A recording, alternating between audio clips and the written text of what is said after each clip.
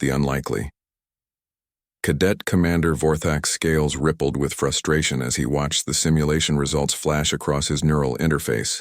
Another perfect failure. The human cadet had managed to lose 17 different scenarios in the past week alone, each defeat more spectacular than the last. His yellow eyes focused on the small figure hunched over her control station, dark hair falling across her face as she stared at yet another red "Mission Failed" display. Cadet Chen, Vorthak's voice rumbled through the training chamber, his saurian vocal cords producing the deep authoritative tone that had commanded respect across 3 star systems. Please explain to me how you managed to lose an entire fleet to a single enemy corvette. Zara Chen looked up, her brown eyes meeting, the commander's reptilian gaze without flinching. At 19 standard years, she was the youngest cadet ever admitted to Nexus Military Academy, and by every measurable standard, the worst student in the institution's 3-century history. I tried to outflank them, sir, but they adapted faster than I anticipated. Adapted? Calyx's crystalline form shimmered with what passed for amusement among the Etherians. The being's translucent body housed a perfect lattice of neural pathways that could process tactical information at quantum speeds. The enemy's behavioral patterns were entirely predictable. A simple probability matrix would have shown the optimal counter-strategy. Easy for you to say, muttered Jorvek from across the chamber. The 4-armed Tetran was built like a living siege engine, each of his limbs ending in hands that could crush steel. His species had been bred for warfare over millennia, and tactical thinking was literally in their genetic code. Your people see battle like mathematics. Some of us have to rely on instinct. Which is precisely why humans shouldn't be here, Calyx continued, their voice producing the harmonic frequencies that indicated condescension in Etherian culture. They lack the evolutionary advantages necessary for modern warfare. No enhanced processing speed, no redundant limbs, no natural armor plating, just soft flesh and emotional volatility. Zara's jaw tightened, but she said nothing. She'd heard variations of this argument hundreds of times since arriving at Nexus Academy 6 months ago. Earth was considered a death world by galactic standards. A planet so hostile that anything evolving there was assumed to be either incredibly hardy or incredibly stupid. Unfortunately, most of the galaxy believed humans fell into the latter category. That's enough, Commander Vorthak interjected, though his tone suggested he wasn't entirely disagreeing with Calyx's assessment. The Saurian had served in 3 major conflicts and had never seen a human soldier who could match the tactical acumen of the other species. Cadet Chen, report to Dr. Mylera's laboratory after evening meal. She wants to run additional psychological assessments. The mention of Dr. Mylera made several cadets shift uncomfortably. The hive mind researcher was fascinated by individual psychology, a concept that barely existed in her collective consciousness species. Her assessments were notoriously intrusive and often left subjects feeling like insects under a microscope. As the other cadets filed out of the training chamber, Zara remained at her station, staring at the tactical display. The simulation had been based on a historical battle from the Rigel campaign, where human forces had suffered their most devastating defeat in recorded history. Every academy in the galaxy used it as an example of why emotional decision-making led to disaster. You're thinking too much like them, said a voice behind her. Zara turned to find Nyx hovering nearby. The energy being was one of the few students who didn't openly mock her failures. His species, the Volari, existed as pure consciousness within containment fields, making them naturally empathetic to the struggles of others who were different. What do you mean? Zara asked. You're trying to fight like an Etherian or think like a Tetran, Nyx explained, his energy field flickering in patterns that indicated concern. But you're human. Maybe that's not a weakness.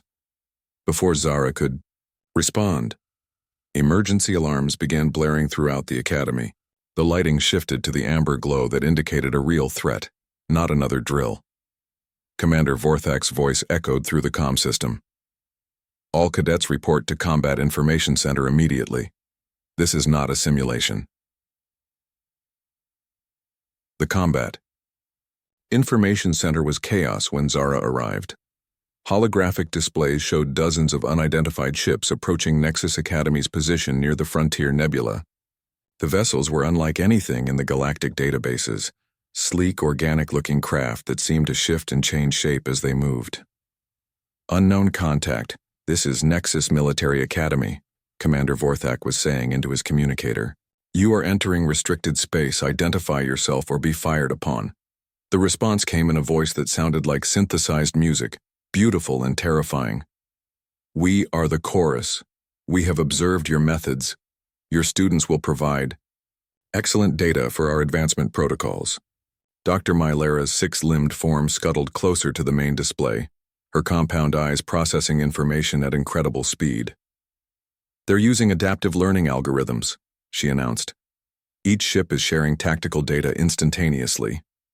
They're not just coordinating, they're evolving their strategy in real time." "Impossible," Calyx stated, their crystalline form brightening with agitation. "No organic system can process tactical evolution that rapidly." "They're not entirely organic," Dr. Mylera corrected. "Biomechanical hybrids. They're essentially what you would get if you merged flesh with quantum processing matrices." The first wave of chorus ships engaged the Academy's automated defenses. Zara watched in horror as the energy shields flickered and died under weapons that seemed to learn from each impact. The defensive turrets managed exactly 3 volleys before the enemy ships developed countermeasures that rendered them useless. "All senior staff to battle stations," Vorthak commanded. "Cadets, you're to evacuate to the emergency shelters." "Commander," Calyx interrupted, "request permission to assist in defensive operations. My tactical analysis capabilities could prove valuable." "Granted." "Cadets Calyx and Jorvek, report to Tactical Station 1. Zara started toward the evacuation routes with the other underperforming cadets, but something made her stop. On the main display, she could see the chorus ships moving in perfect formation, each vessel anticipating and countering every defensive move the Academy made. It was like watching a chess master play against children. "They're too perfect," she whispered. "What did you say?" Dr. Mylera's attention focused on her with uncomfortable intensity. "The enemy ships," Zara said louder. "They're adapting to everything we do, but they're doing it perfectly. No hesitation, no mistakes, no randomness." "Randomness is inefficient," Calyx called from their station. "Perfect adaptation is the ideal tactical response." But Zara was already moving toward an unused workstation, her fingers flying over the controls as she pulled up the battle data. "Look at their movement patterns," she said, highlighting the enemy formations. "Every ship knows exactly where every other ship will be at every moment. Their coordination is flawless." "Which is why we're losing," Jorvek growled, his forearms working frantically at his controls as another section of the Academy's shields collapsed. "No," Zara said, her voice growing more confident. "Which is why we can win." Commander Vorthak's head swiveled toward her, his predatory eyes narrowing. "Explain." "They adapt to logical responses because they expect logical responses. But what if we did something that made no sense? Something so random and chaotic that their prediction algorithms couldn't compensate?" "That's insane," Calyx protested. "Deliberate tactical irrationality would be suicide." "Would it?" Zara's fingers were already working, pulling up the Academy's remaining defensive assets. "Look, they've adapted to our shield frequencies, our weapons patterns, our ship movements. But they're adapting based on the assumption that we'll keep trying to optimize our performance." Dr. Mylera moved closer, her scientific curiosity overriding her self-preservation instincts. "Continue your hypothesis." "On Earth, we have something called chaos theory. Small, seemingly random changes can have massive, unpredictable effects on complex systems.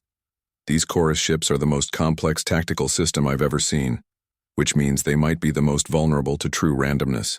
The Academy shuddered as another wave of enemy fire struck home. Through the reinforced windows, Zara could see chorus ships preparing for what looked like a boarding assault. "Commander," she said urgently, "let me try something. Just once. If it doesn't work, we're not any worse off than we are now." Vorthak stared at her for a long moment.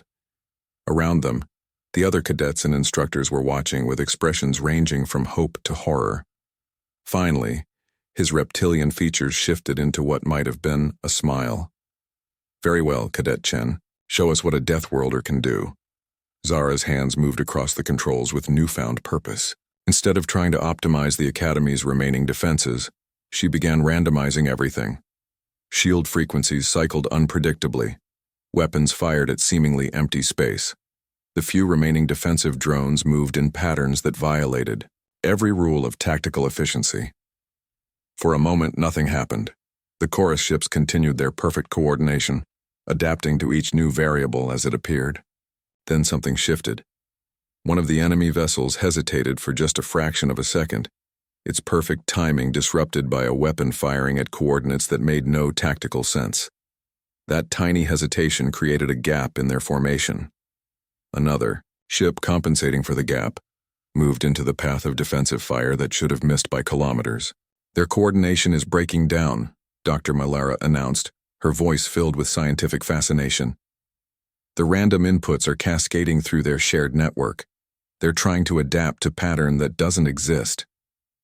Zara felt a surge of fierce joy as she watched the enemy formation begin to unravel.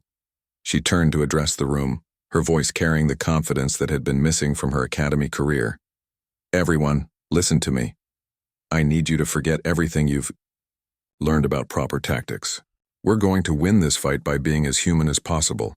Chaotic, unpredictable, and absolutely crazy." The Death Worlder's gambit. The next 10 minutes became a masterclass in controlled chaos. Zara stood at the center of the combat information center, coordinating the most unconventional battle in galactic history.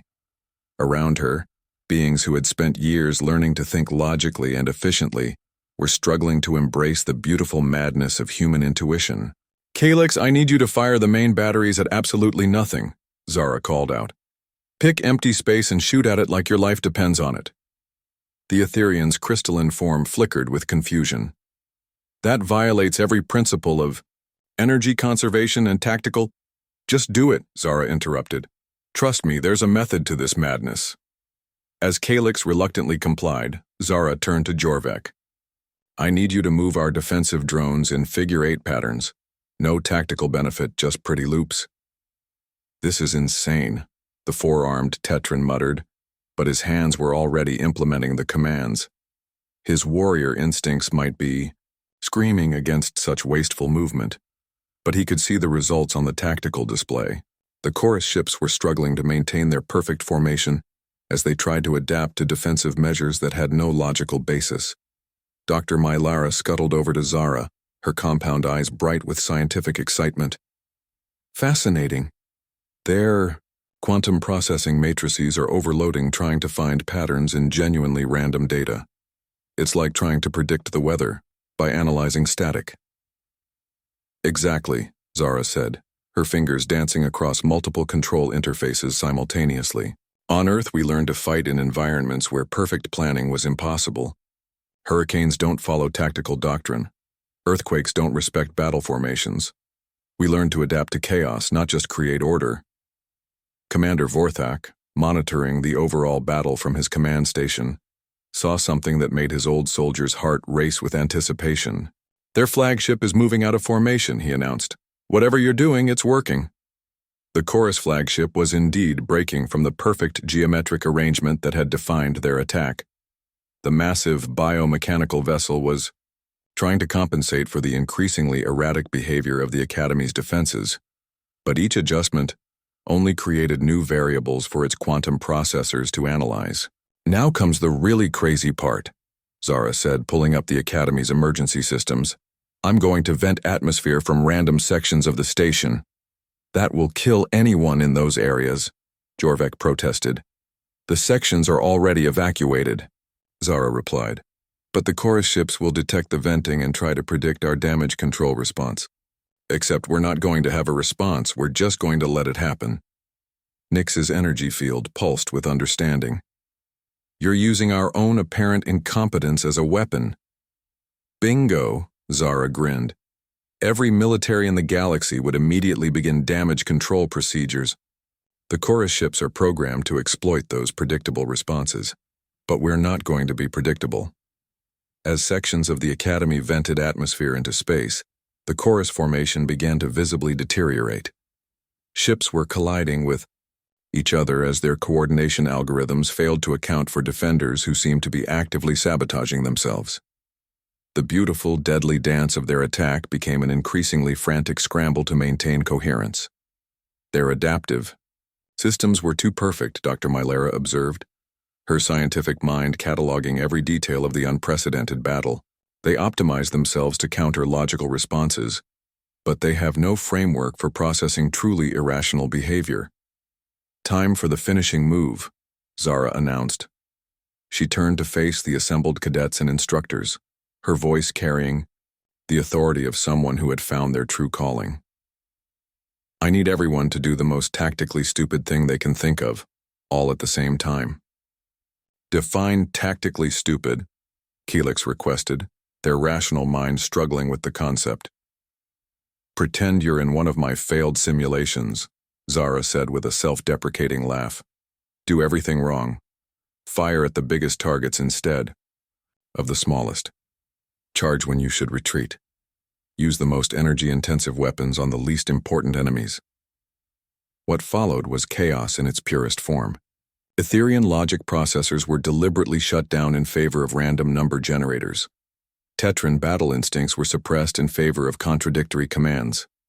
Even the Saurian commander found himself issuing orders that violated every lesson he'd learned in decades of military service. The effect on the chorus fleet was catastrophic. Their quantum processing matrices, designed to find order in complexity, began experiencing cascade failures as they encountered genuine randomness on a massive scale. Ships that had moved in perfect harmony began firing on each other. Formation leaders issued contradictory commands. The elegant biomechanical vessels started behaving like lost animals rather than coordinated weapons. Their flagship is trying to withdraw, Commander Vorthak reported, his voice filled with amazement. Don't let it, Zara said firmly. Everyone, focus all fire on empty space around the flagship. Make them think we're trying to miss. The concentrated misfire created a cage of energy around the chorus flagship. The massive ship's AI, trying to plot an escape route through what appeared to be incredibly poor marksmanship, flew directly into the path of weapons that were supposedly aimed elsewhere. The resulting explosion lit up the sector like a small star being born. As the remaining chorus ships fled in complete disarray, the Combat Information Center erupted in cheers. Species that had evolved for logic and efficiency were celebrating the victory of pure, beautiful chaos. Dr. Mylera was practically vibrating with excitement as she recorded every detail for future study. Commander Vorthak approached Zara, his reptilian features arranged in an expression of profound respect. Cadet Chen, he said formally, I owe you an apology. We all do. No apology necessary, sir, Zara replied, though she couldn't hide her satisfaction. You were right about humans being different. You just didn't realize that different could be better. Helix's crystalline form was still processing the implications of what had happened. Your species' apparent tactical incompetence was actually a form of advanced strategy? Not exactly, Zara explained. We're not pretending to be chaotic. We actually are chaotic. The difference is that we've learned to use that chaos as a tool instead of seeing it as a weakness. Dr. Mylera scuttled forward, her scientific excitement barely contained. This changes everything we know about tactical theory. The Galactic military academies have been training students to eliminate unpredictability, but unpredictability might be the most powerful weapon against advanced AI systems. Does this mean the Academy will start teaching chaos theory? Nix asked, his energy field flickering with amusement. Commander Vorthak's laugh was a deep, rumbling sound that spoke of battles won and lessons learned. I think it means we need to start learning from our human cadets instead of trying to make them more like us. Over the following weeks, as news of the Nexus Academy victory spread throughout the galaxy, military strategists began to reconsider fundamental assumptions about warfare and tactics. The battle became known as the Deathworlder Gambit, and Zara Chen found herself at the center of a revolution in military thinking. But for Zara, the most satisfying moment came when she stood before her next tactical simulation. This time, instead of trying to suppress her chaotic human instincts, she embraced them fully. The result wasn't perfect by traditional standards. It was something far better. It was unpredictably, brilliantly, and uniquely human. As she watched her seemingly random tactics confuse and defeat the simulation's AI, Zara smiled. She had spent months trying to fit into the galaxy's idea of what a soldier should be. Now the galaxy was learning to appreciate what a soldier could be when they stopped trying to be perfect and started trying to be human. The Deathworlder girl who had been last in every class had become the teacher. The galaxy never knew it needed, and in the vast complexity of interstellar warfare, humanity had found its place not as the weakest link, but as the element of beautiful, brilliant chaos that could turn any equation on its head.